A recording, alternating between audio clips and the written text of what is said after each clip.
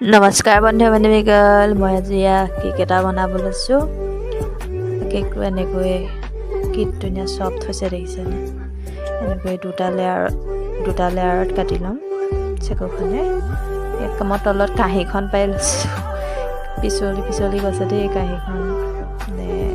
কি কয় এখন তলত পাৰি লোৱা সেইখন নাই হৈছে, এনেকৈ কাঁহীখনকে পাৰি লৈছোঁ। বেটেৰীয়ে চুই আছে দেই, মোবাইল চাইছে তাই।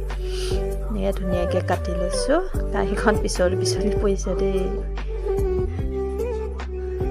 ধুনীয়াকৈ দুটা লেয়াৰত কাটি ল'লোঁ। কি ধুনীয়া হৈছে দেখিছেনে? এইবাৰ এইটো ফাইনেল লুকটো। এনেকৈ চাগে ভালকৈ ওলোৱা নাই।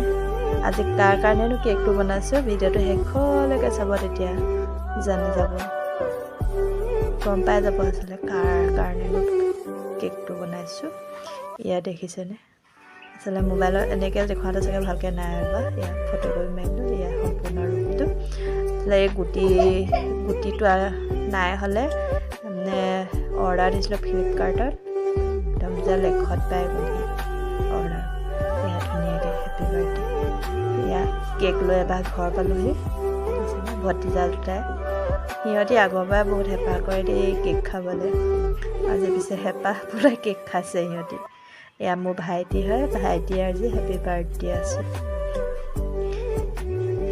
কৈছে দেই। সৰুৰ পৰা ডাঙৰ হ'লেও আজিলৈকে কেক কাটিয়ে পোৱা নাই। এইবাৰ প্ৰথম কেক কাটি